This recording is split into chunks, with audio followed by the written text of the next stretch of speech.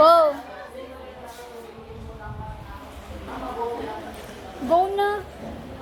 Nawala ka, Brad.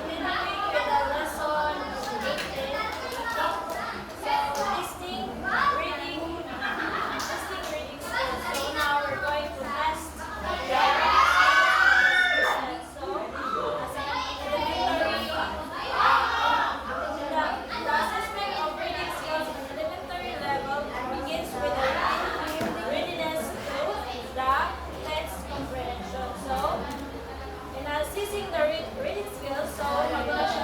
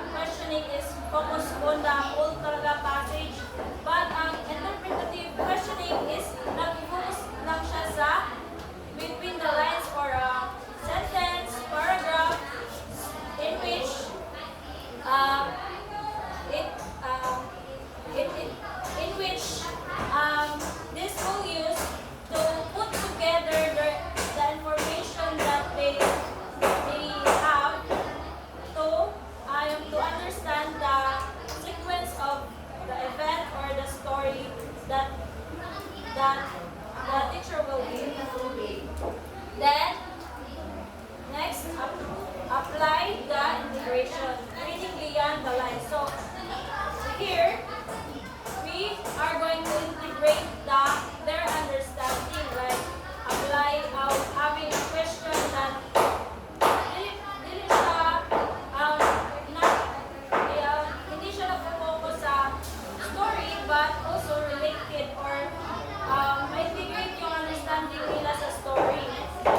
For example, the ability to make connection of the information read to their life experience and knowledge. Like, ibalik, sample question is, wada pa rin, na if you are Eli, so what you gonna do if you're in a kind of situation, what will you do? Is it to leave lang talaga na walang reason, or there's something you can do to that village? So they apply their understanding and their experiences and knowledge so in the question. Then last, non-prose reading text. This group of tests use charts, maps, product labels, signs, and symbols. So in a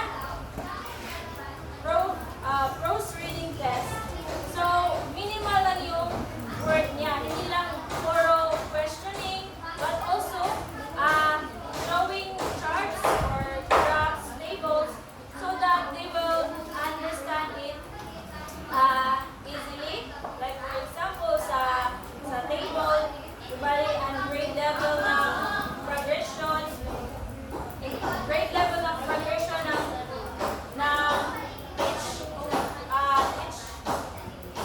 grade. It is from grade 1, grade 2, and grade 3.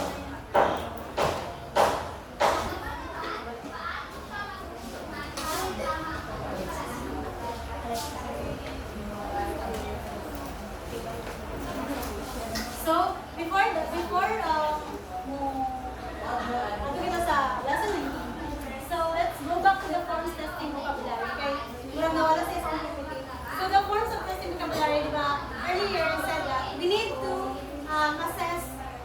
assess the vocabulary of a child.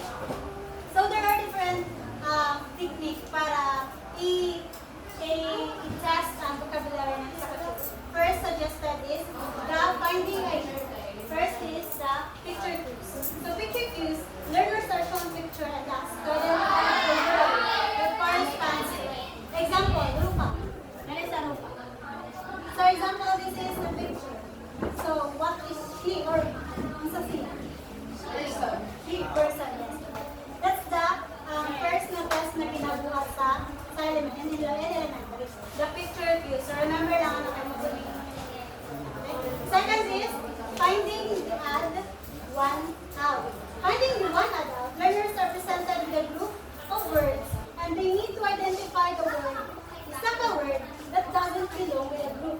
First, example, which word is the odd one out? Apple, banana, orange, table. What is the one odd out? Apple, banana, orange, and table. Table. Yes, very good. Table.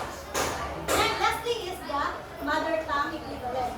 Learners are given a word, the target language, and asked to provide the equivalent in their first language. Book. Ang first language ninyo, book ako, English, and the language ninyo is Bisaya. Sige, sa manunod sa Bisaya. Go or sa pa. That is, mga technique na ginawa sa teachers in elementary to test the vocabulary of the students. So yes, padayon just sa inyo.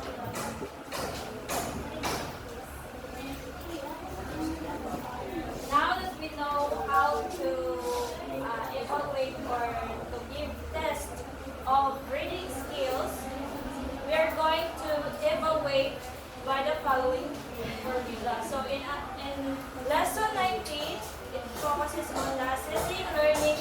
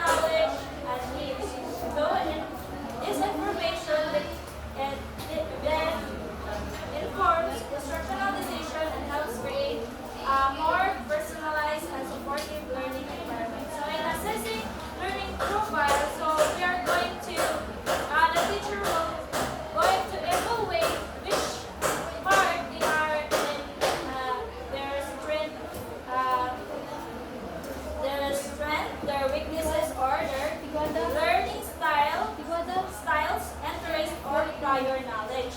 So here are some analysis or analysis to determine their reading skills. The reading skills. So here is the quantitative analysis. So in quantitative analysis, we use questions type of test that also have the example matching type of example multiple choice, which is example of multiple choice, which is there is the learners were answered correctly, so that this will use if to evaluate the score of the learner if develop ang ilang reading skills. So in quantitative analysis, there